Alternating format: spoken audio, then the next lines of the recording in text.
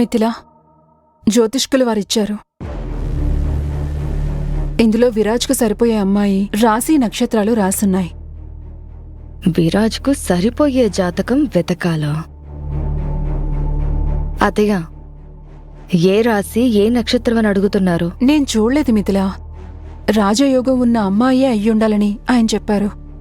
అందుకే కరెక్ట్గా జాతకం కూడా రాసిచ్చారు. వాళ్ళు ఎలా ఇచ్చారో అలాగే తీసుకొచ్చి నీ చేతిలో పెడుతున్నాను. మీరు చూడకుండా దీన్ని నా చేతికెందుకిచ్చారత్తయ్య?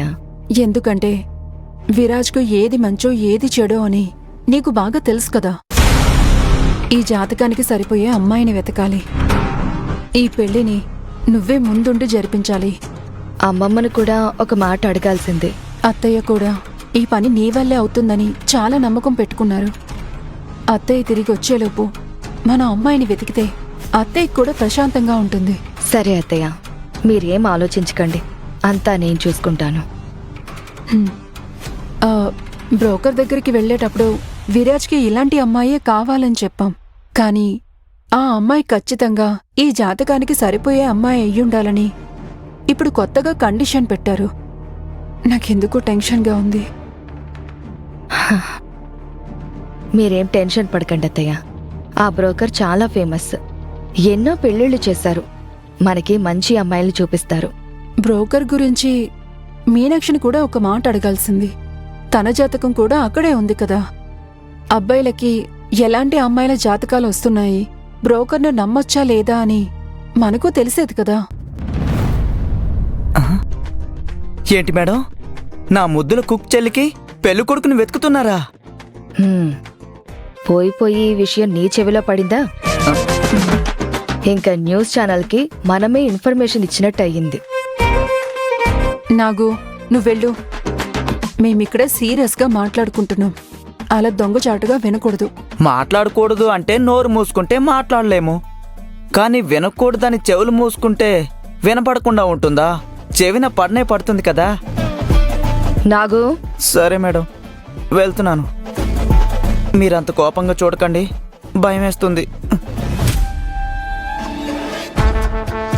మిథిలా, మా బరువుని కూడా నీపైనే వేస్తున్నాం. విరాజ్కి నువ్వే అమ్మాయిని వెతుకుతావు కదా. ఈ బరువంతా నాపైనే పడాలి, అప్పుడే కదా అందర్నీ కింద అణచడానికి వీలవుతుంది.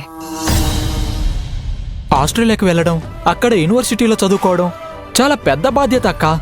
మా కాలేజీని వేరే దేశంలో రిప్రజెంట్ చేసినట్లుగా ఉంటుంది. దత్తు, నాకైతే ఎంత సంతోషంగా ఉందో తెలుసా? దత్తు, తీసుకో, జిలేబీ తిను.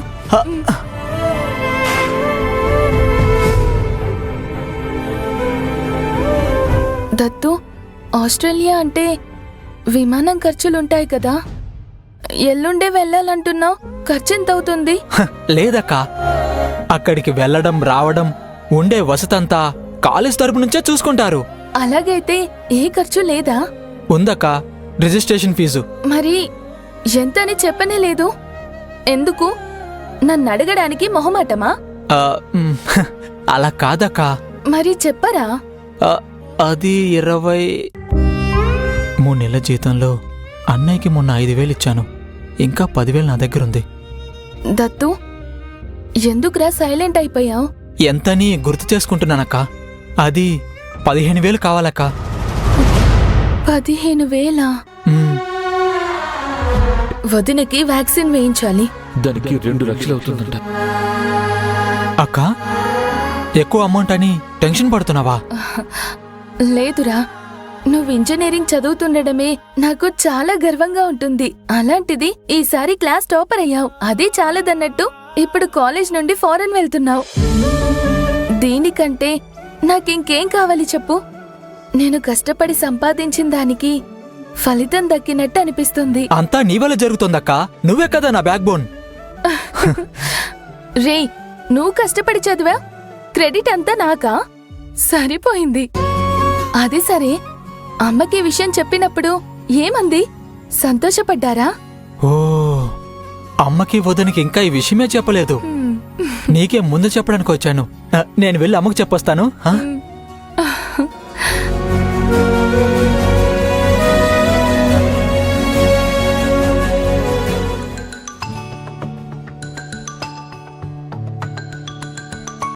హలో. మీనాక్షి గారు కాస్త బయటికి రాగలరా? బయటికా?